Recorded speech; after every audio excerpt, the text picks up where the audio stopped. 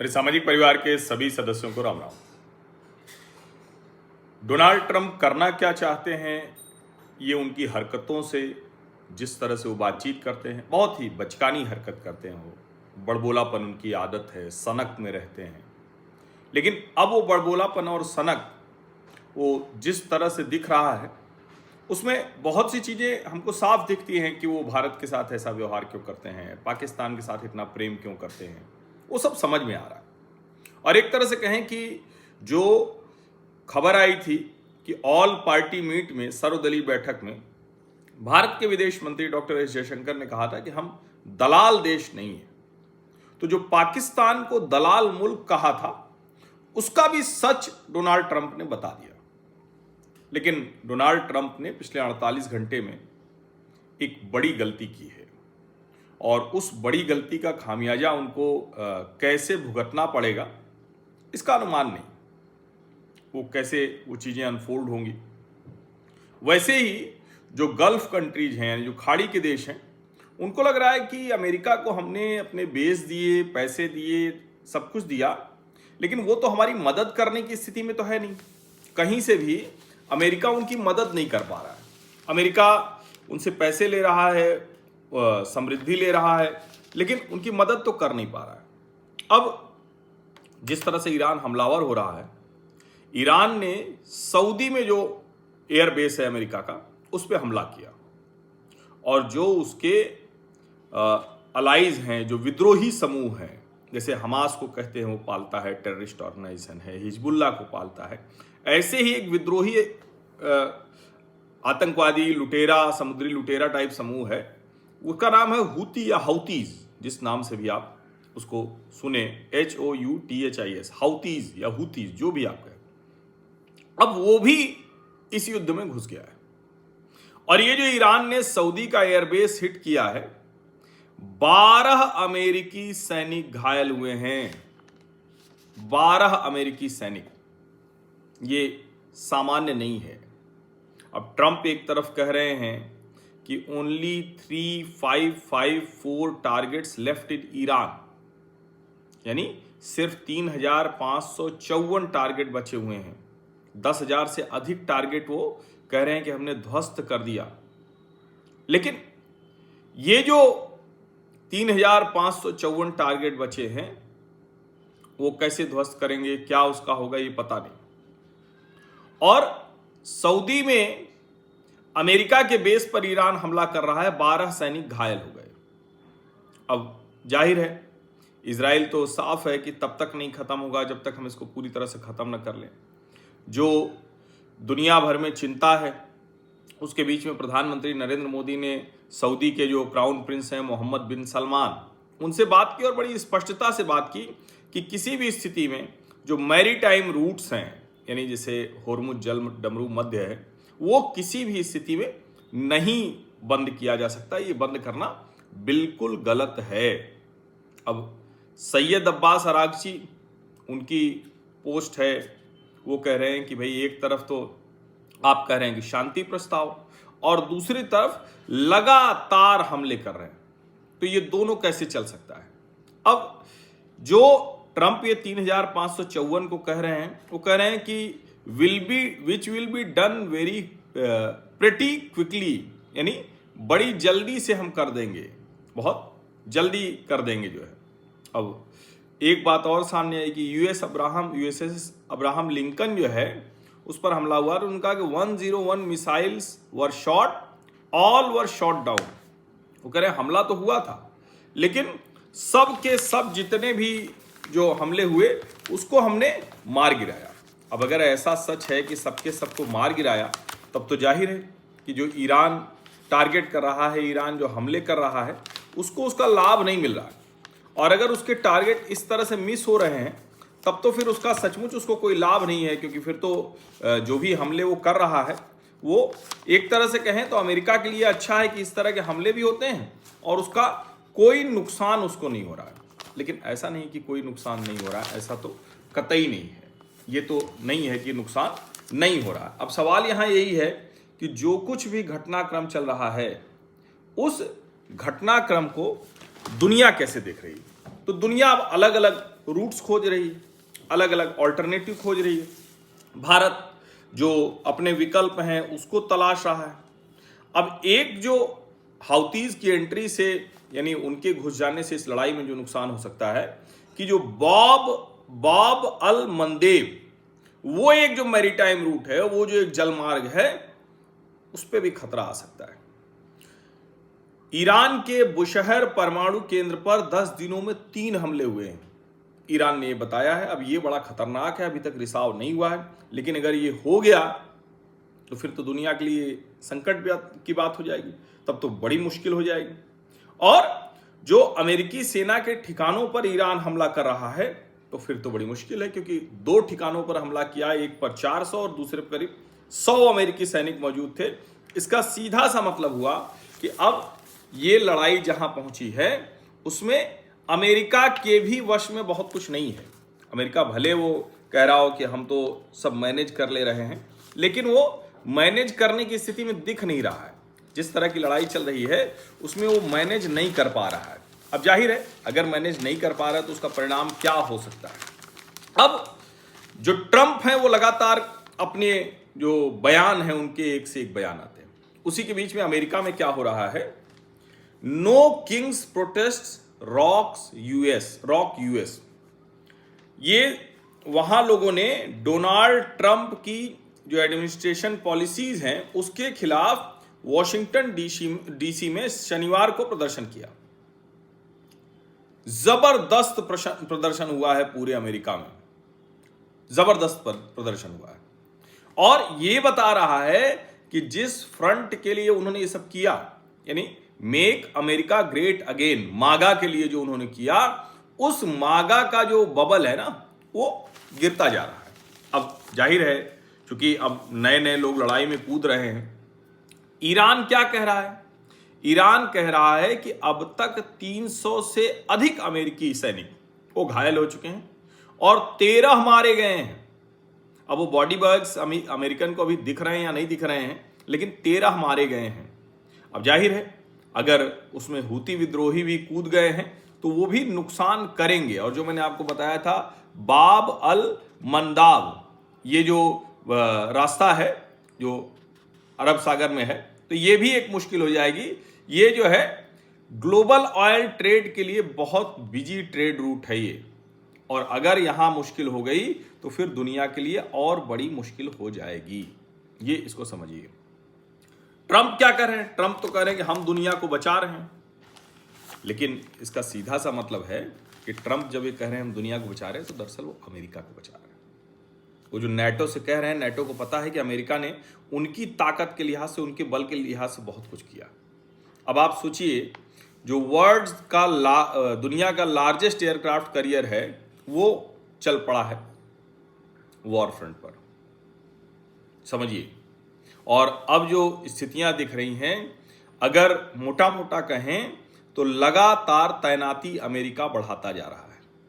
और जो गलती एक हुई है, और जो ट्रंप ने पाकिस्तान की दलाली, क्यों वो दलालों को पसंद करते हैं, वो जो कहा है उस पर थोड़ा बात करना ज़रूरी है।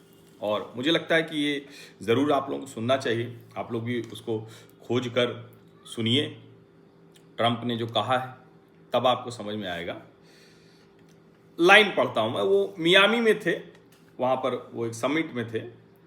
आई always like to hang around losers actually because it makes me feel better. I hate guys that are very successful and you have to listen to their success story. I like people that like to listen my success. और उसके बाद उन्होंने क्या कहा, only kidding, I want to say that sort of, यानी वो साफ साफ कह रहे हैं कि जो असफल लोग हैं, जो पिटे हुए लोग हैं, उनको मैं अपने आसपास पसंद करता हूं, क्योंकि सक्सेसफुल आदमी होगा तो वो अपनी सफलता की कहानियां सुनाएगा।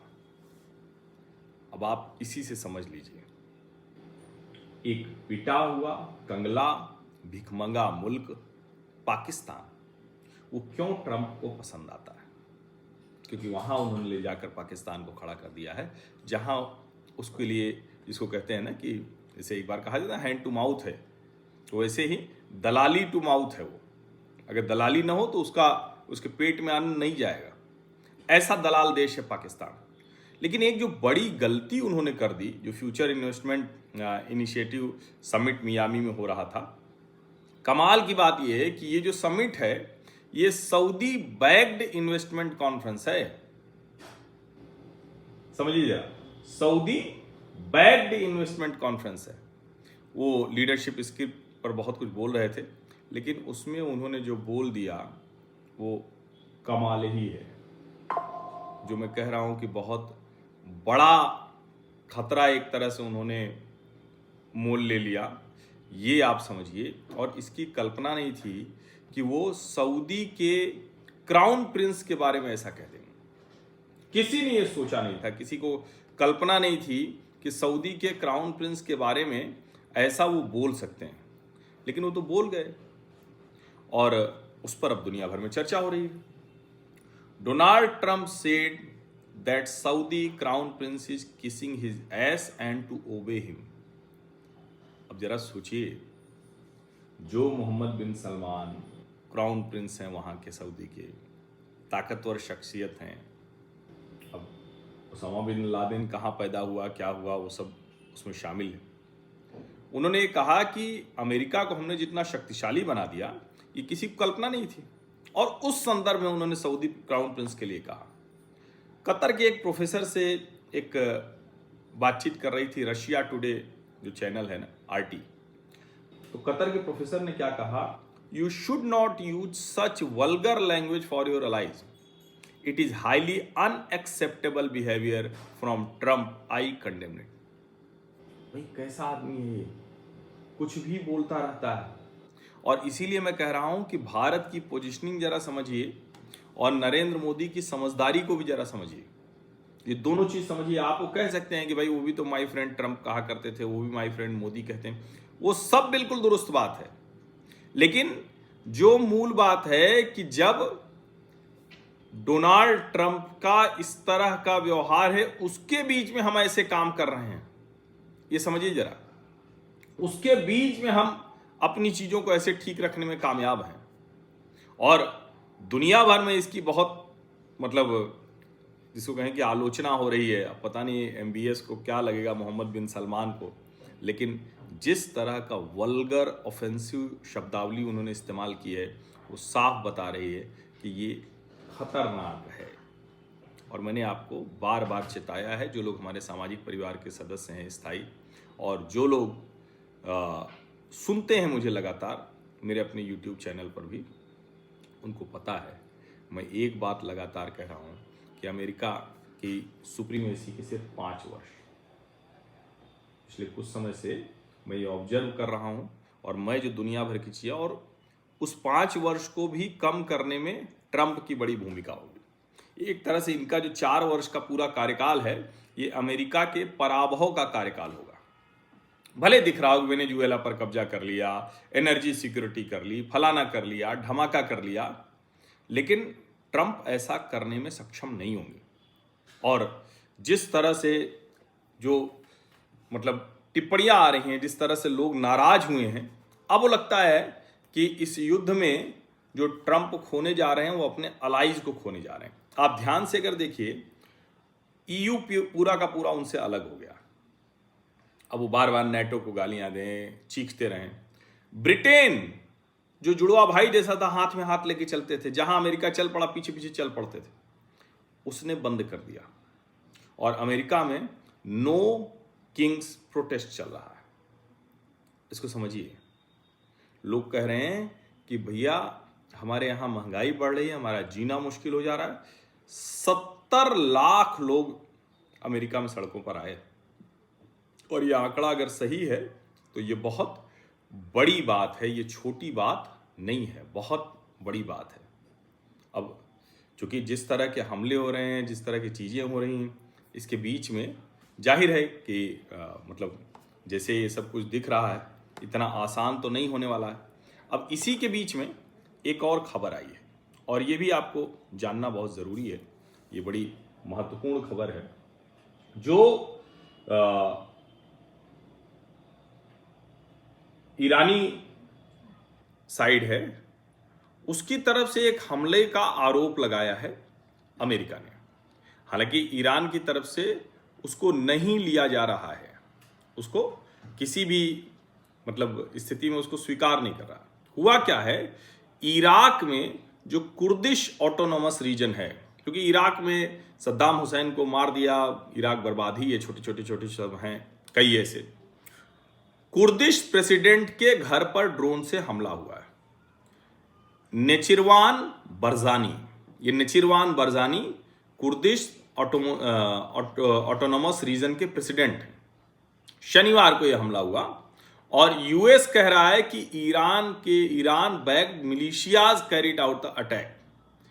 ईरानी कह रहे हैं कि ये यूएस इजरायली असैसिनेशन अटेम्प्ट है। अब आप IRGC बहुत साफ साफ कह रहा है कि ये क्लियर एक्ट ऑफ टेररिज्म है। अब दोनों एक दूसरे के ऊपर ये आरोप लगा रहे हैं। अब वहां के जो इराक के प्रीमियर हैं, प्रधानमंत्री हैं, उन्होंने इसकी जांच कह दी है। ये जो है ना वो देखिए, जो इराक कुर्दिश रीजन के प्राइम मिनिस्टर हैं Masrour Barzani, the attack was strongly condemned, describing it as a cowardly drone attack and calling for urgent action against those responsible. अब दोज रिस्पॉन्सिबल पता कैसे चलेगा, क्योंकि ये तो नेचिरवान बरजानी के घर पर हमला हुआ है, जो प्रेसिडेंट हैं दुहोक में। और इसका सीधा सा मतलब हुआ कि जो ये लड़ाई है, उस लड़ाई में अब जिसको बार बार कहा जाता है ना कि एक दूसरे से लड़ाई हो रही है, उसके बीच में दूसरे जो झगड़े होते हैं उसमें जो फैटेलिटीज होने लगती हैं, नुकसान होने लगता है, वो भी अब होने लगा है। तो एक तो पाकिस्तान दलाल देश क्यों है, क्योंकि ट्रंप को असफल लोग पसंद हैं और वही वो कर रहे हैं।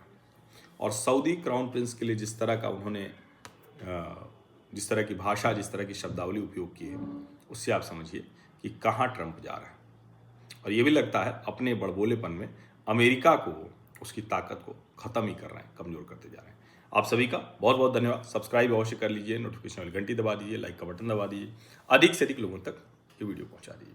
और एक बात और मैं बोल दूं, पाकिस्तान को आप दलाल कह लीजिए, मध्यस्थ कह लीजिए, आप ये मत सोचिए कि कल को ये शांति हो जाएगी तो कोई पाकिस्तान का बहुत अपर हैंड हो जाएगा। गलतफहमी मत पालिए।